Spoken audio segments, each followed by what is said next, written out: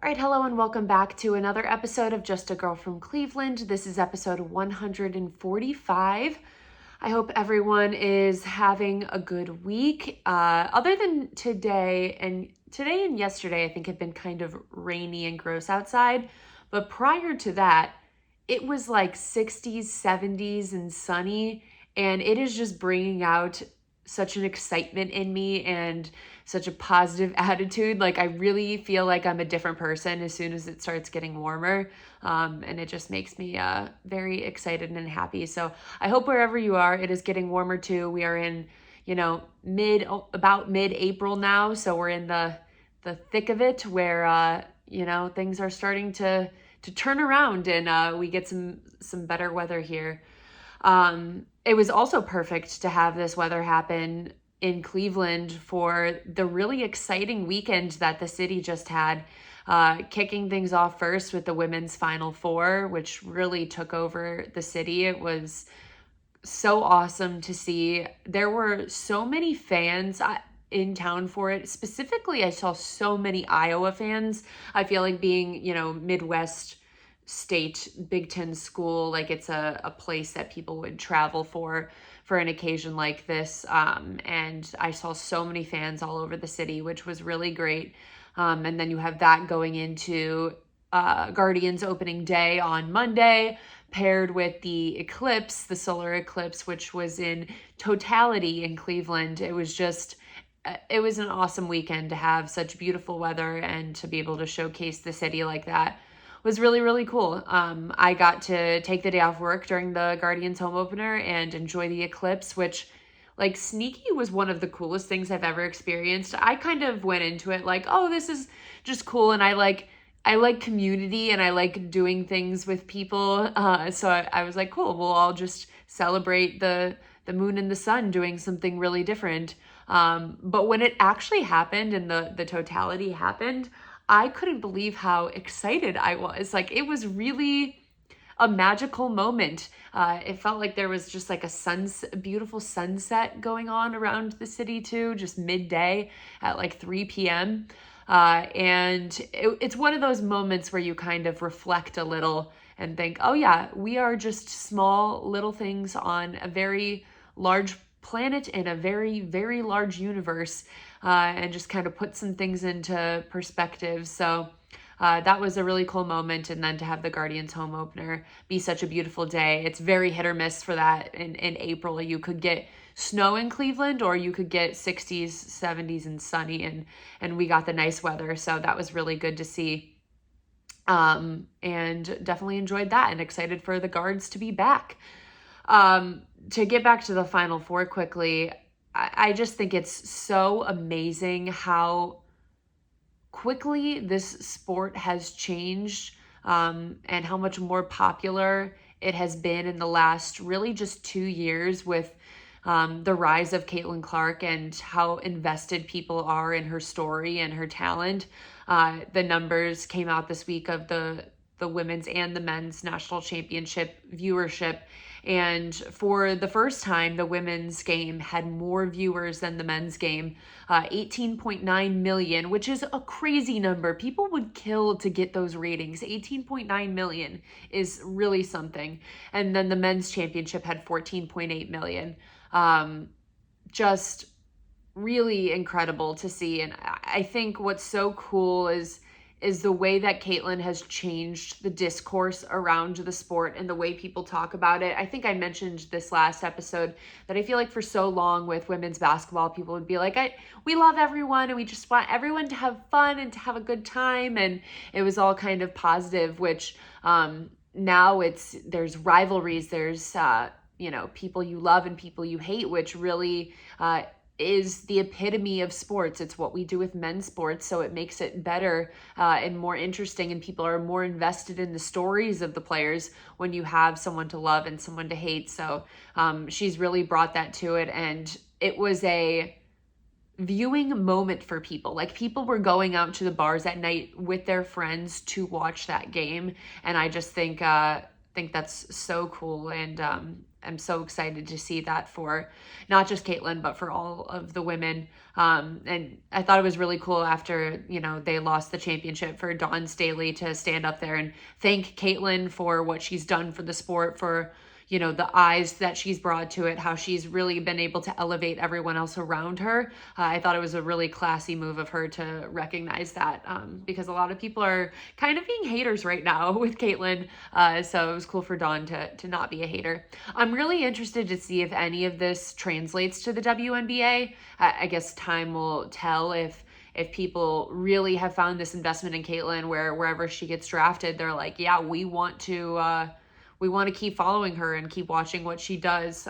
So I'm curious to see that. The WNBA season starts pretty quickly. Like the draft is in like 2 weeks or something. So things will get going for that pretty soon. And I think that might be good for it, just to keep the momentum going from all of this. Okay, so that is all I have to say about Final Four. Great weekend in Cleveland. Couple other random topics. It was officially announced this week that the Eagles-Brazil game, which has long been speculated to potentially be against the Browns, is not against the Browns, it is against the Packers.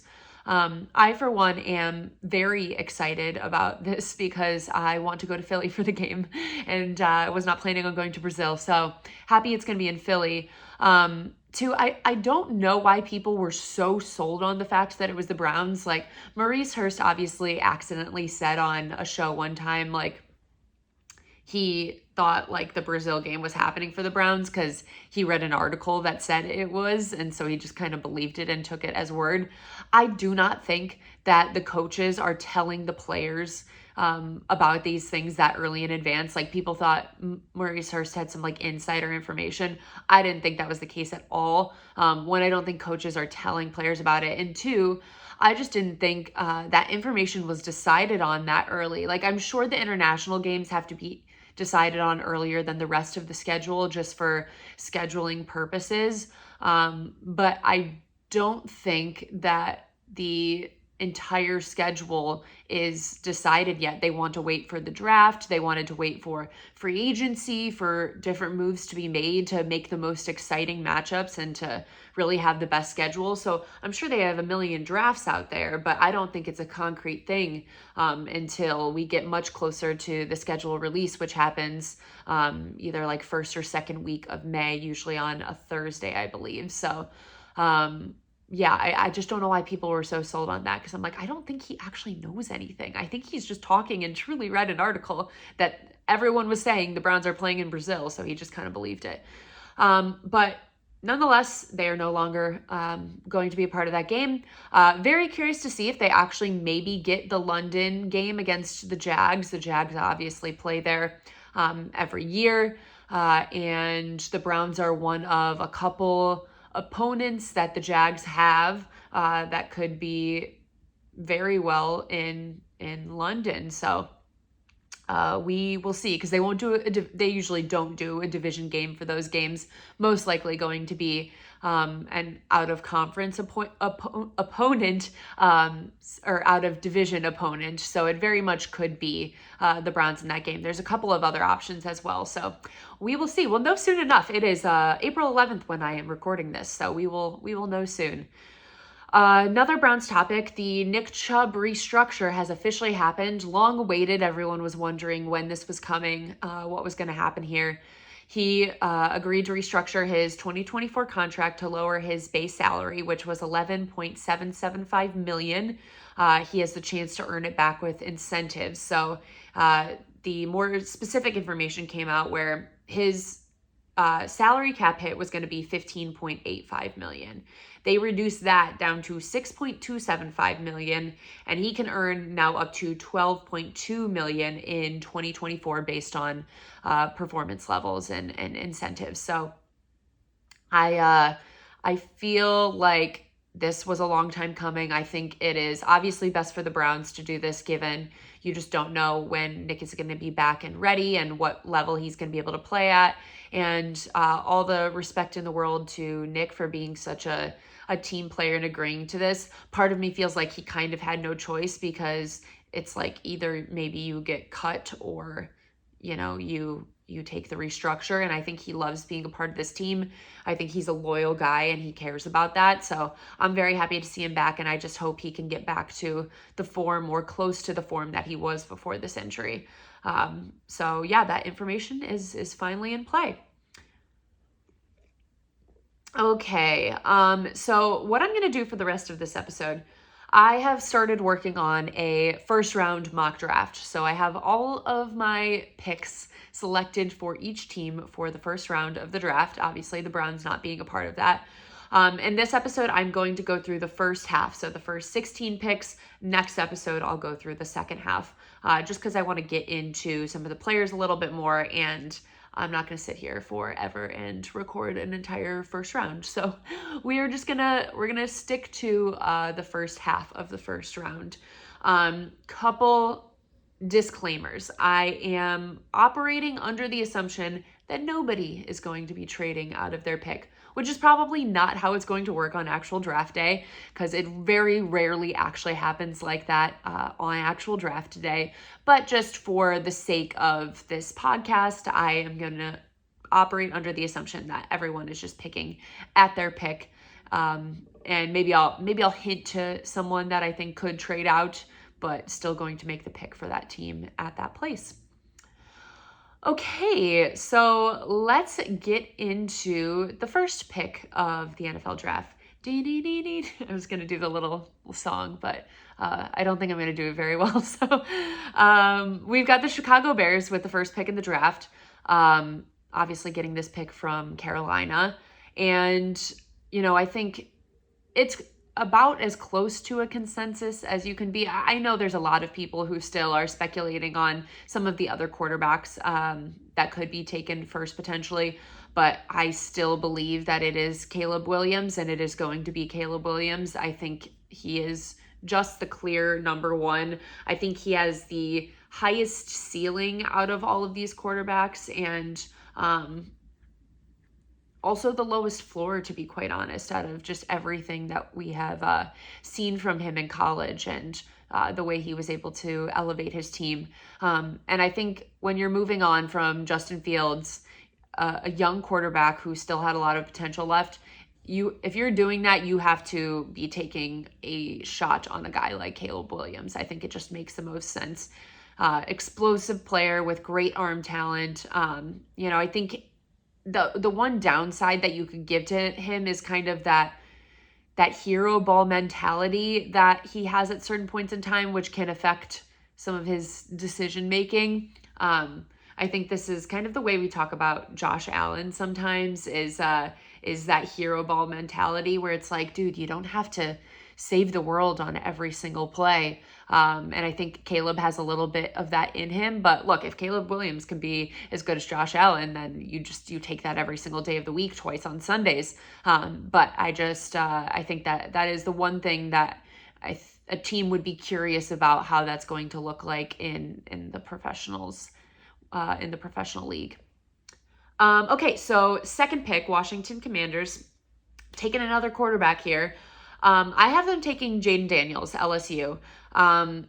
He is a dual threat quarterback that so many teams pray for, this type of quarterback in just this modern era of football. This is the type of guy that everyone kind of gets excited about and just wonders what their ceiling could be. Kind of similar, I guess, for him, how people speak about Lamar Jackson and, his dual threat capabilities. He's got legit speed and a great deep ball, which is a lethal and rare combination. I think, some of his downsides would be struggling to really fit the ball within tight windows, sometimes some reckless play, which also weirdly is similar to, I think, how people speak about Lamar Jackson with the reckless play. So those things I think you have concerns with, but in terms of upside and what he really can be with his capabilities, I have him as my number 2 there. And look, I said Caleb probably has the highest ceiling. I think Jaden really has an incredibly high ceiling as well, just with his athleticism and arm talent. I just think the limit does not exist for what he could be. I have some concerns about him going to an organization like the Washington Commanders. I think the Bears, honestly, is a better place for a young quarterback to be going right now. They've invested in some pieces around the quarterback this offseason and a couple throughout the past years. So I would feel better about going to Chicago than I would Washington at this point in time. Third pick, New England Patriots. I have another quarterback being taken. It probably won't. Who knows? It might go like this because honestly, the quarterback class is pretty deep here. But I just feel like these top three are so talented that you just have to believe they're going to go 1, 2, and 3, regardless of what teams are picking at those spots. If there's a trade up, like I still think it's going to go 1, 2, 3 quarterback. So I have them taking Drake May. He is a pretty, I guess I would say, like more prototypical quarterback. He's got standard quarterback size, arm talent, playmaking ability, just kind of run-of-the-mill type quarterback. One of his downsides is kind of running into sacks, bad interceptions, which, look, with almost a lot of the guys that you're going to have coming out of college, bad decision making is going to be a part of things because I think especially once they are a rookie, they're still going to be learning and they're still going to have to make those bad decisions to learn things. It's very rare to have a CJ Stroud who their rookie year in the league they're not throwing a single interception until week 11 or something crazy like that. That is extremely rare. You're usually going to have to make a lot of mistakes as a rookie. So I try not to be too turned off by those things. There are definitely things to keep an eye on and to be worried about, but you just don't want to completely rest your judgments on a young quarterback based on that because it is something that they can work on and hopefully grow out of. So I think, obviously the Patriots are another team that desperately needs a quarterback. I think, regardless of, if the Patriots were to trade up or they are to take at 3, I think you can be confident enough in all 3 guys to be able to take any of them at this point. Obviously, each individual team has their own assessments and ways of evaluating quarterbacks, but I got to believe that they would feel comfortable with taking Drake May here because otherwise the Patriots are going to continue to go drastically downhill.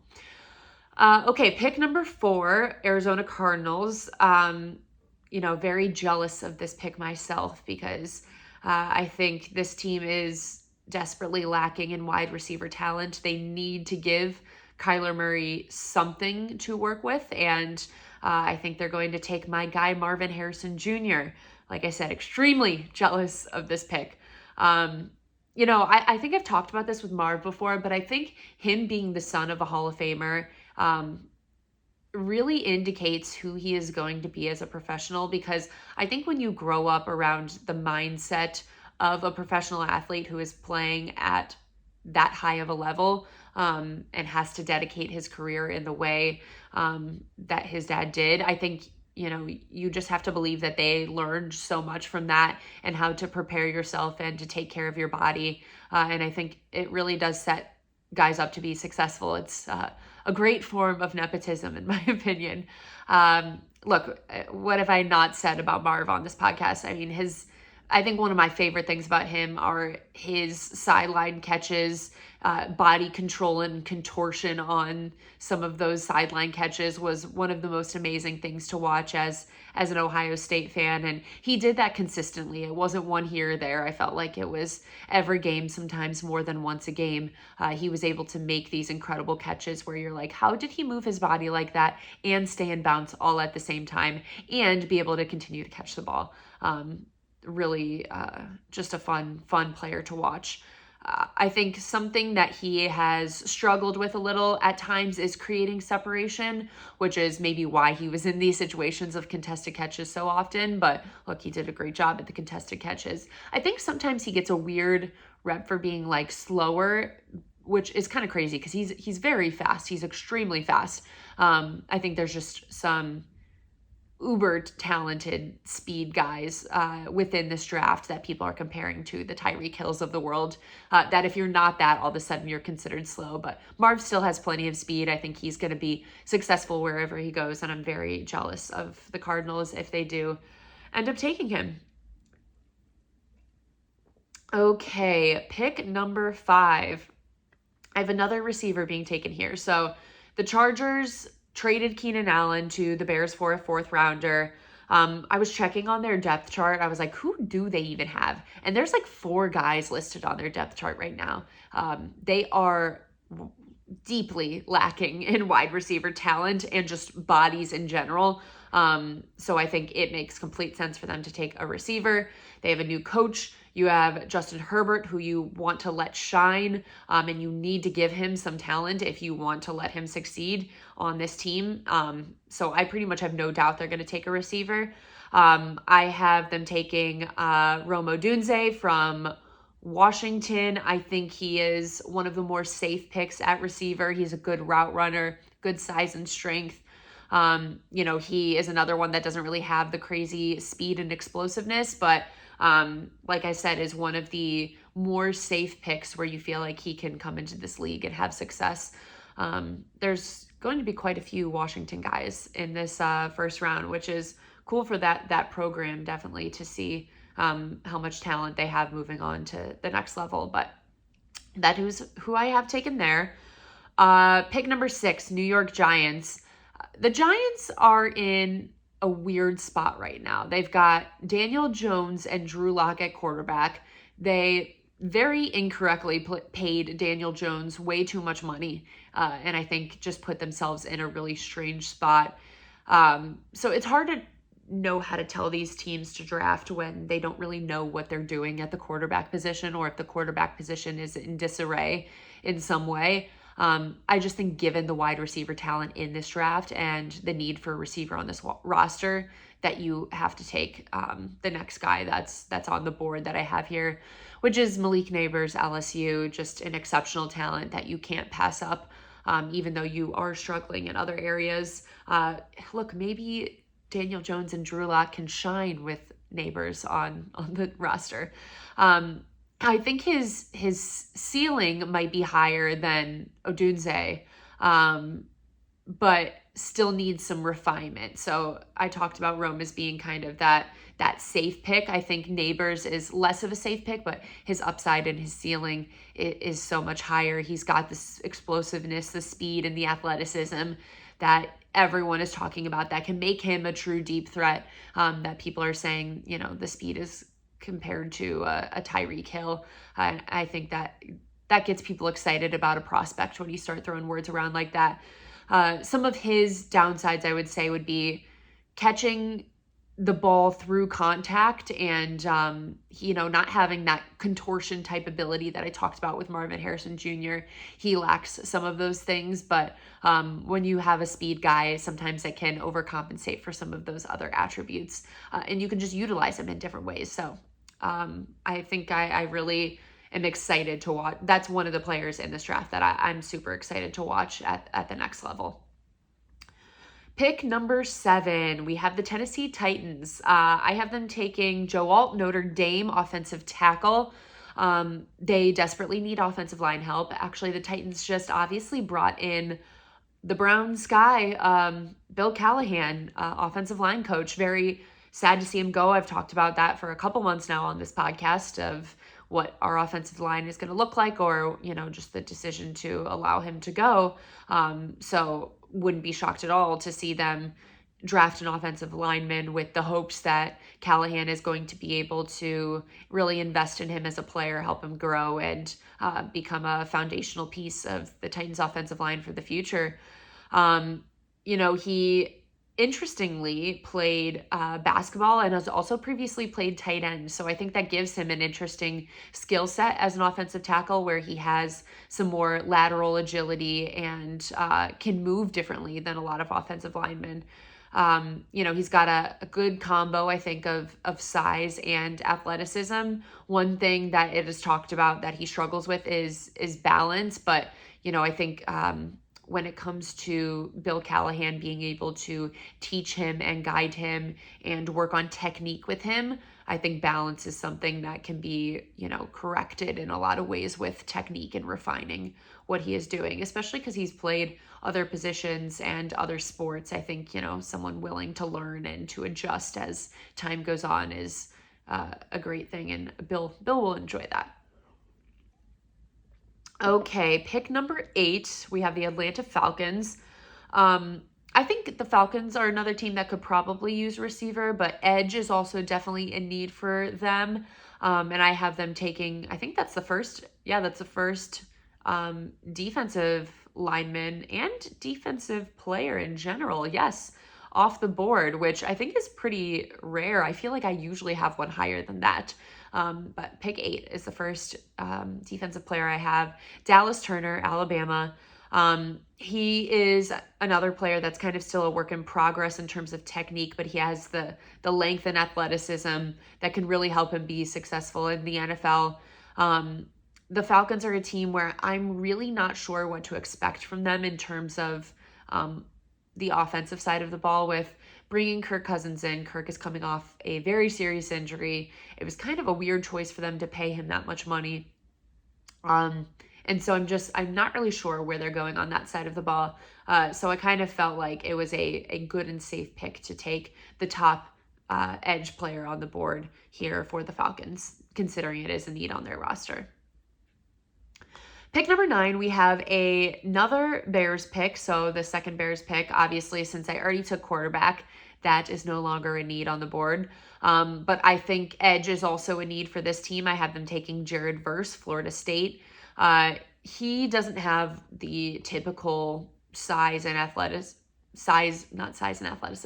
just size of NFL D end, but his athleticism and his skill set have kind of made up for a lot of that. And, the Bears are just stacking up assets at this point. They've made quite a few moves in these last, I would say, 2 years that are really interesting to me. And if they are getting a potential franchise quarterback for them, getting a solid edge player here, the Bears are going to start to be a scary team. They were a couple plays away from being a playoff team last season. I mean, the way that game ended against the Cleveland Browns last year, the Bears were this close to winning it. So I'm really interested to see what they're going to be able to do this coming season.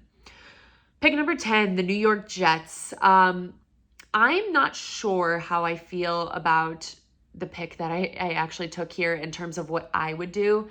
I think taking a tight end this high in the draft is really risky. It rarely works out that you draft a tight end this high and he has the type of impact you are looking for from a top 10 NFL draft pick. But everyone is obsessed with Brock Bowers as a prospect and who he is. So I have the Jets taking Brock Bowers from Georgia. Obviously, his high-end attributes are his speed and explosiveness. Yards after catch is a big one that he was able to showcase at the collegiate level. That is always exciting for a tight end. It's one of my favorite things I love about David Njoku is his yak is just so exciting. So that is what they would be looking for in Brock Bowers. One of his kind of downsides is some of his struggles with run blocking, but like I mentioned with other guys, a lot of technique refinement in the league can help, and hopefully that's something he can build over the years. And not everyone's a blocking tight end, that's okay. Not everyone is the best blocking tight end that there is.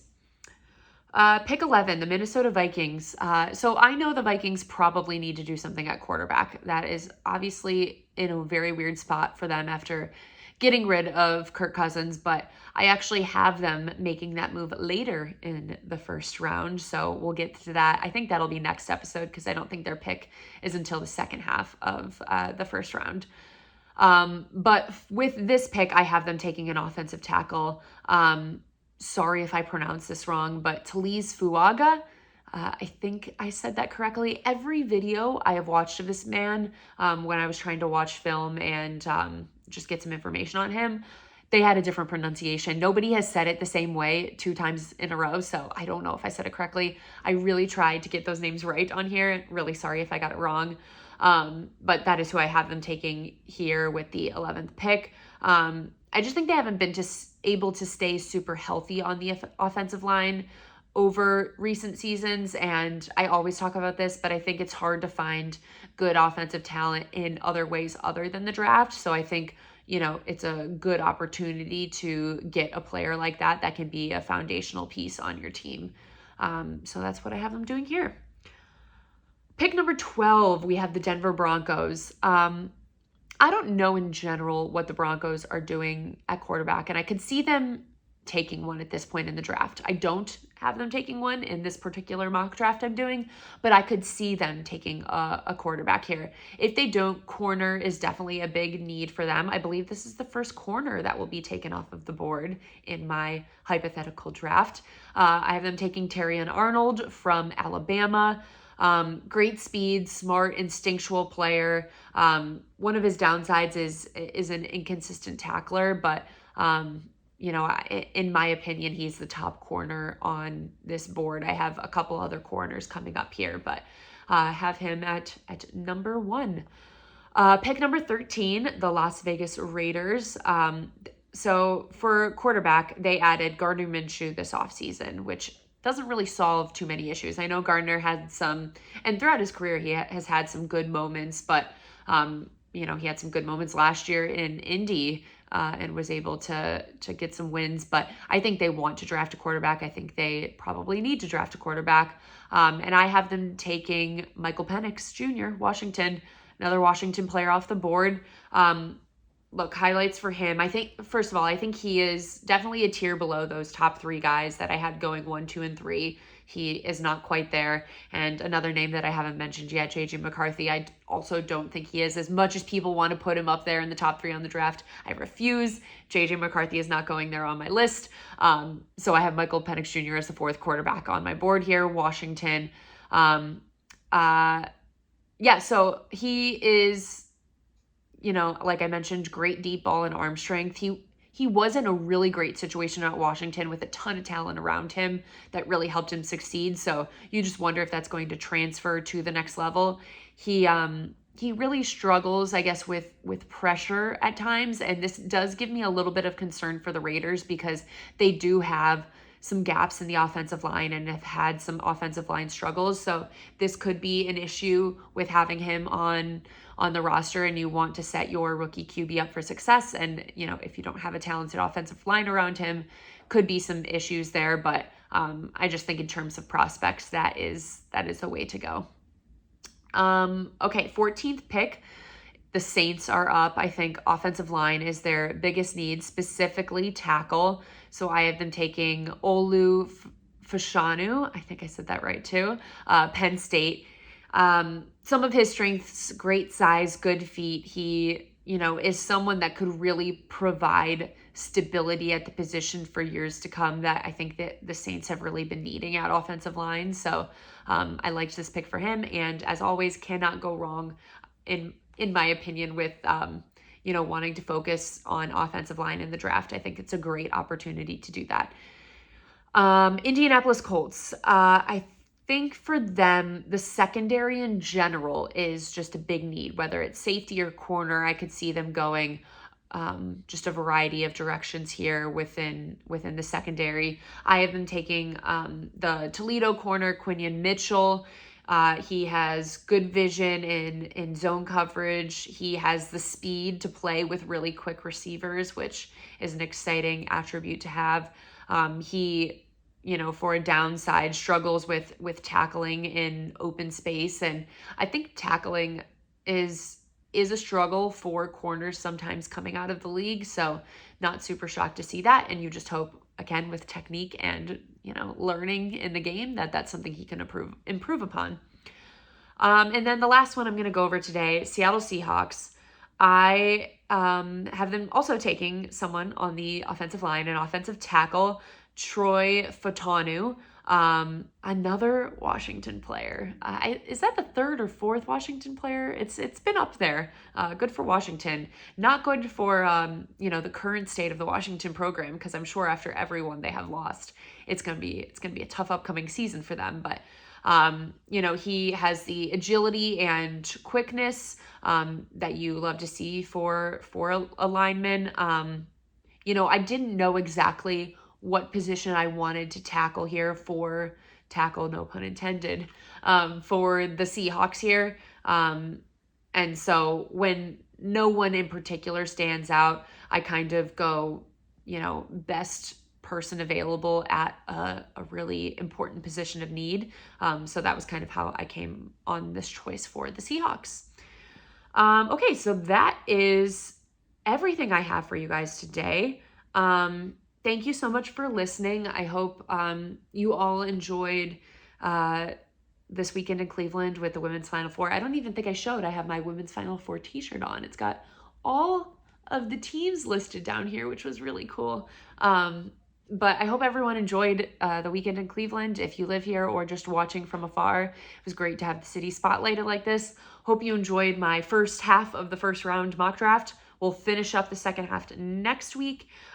Maybe we'll get into some more just Browns draft thoughts in general, because we are very, very close to being ready for the draft. So if you could just leave me a review or rating wherever you watch or listen, I would very much appreciate that. Leave a comment on the YouTube, subscribe on the YouTube, all those things. I very much appreciate you all listening. We're getting closer and closer to football season, which is what always matters most to me. And hopefully in the next couple of weeks, we'll be able to talk some Cavs playoffs as that comes up. I feel like I've been neglecting the Cavs on here because they haven't been so much fun to talk about. But we'll see what happens with the playoff series and what we can discuss there. Thank you guys so much for listening. And as always, go Browns.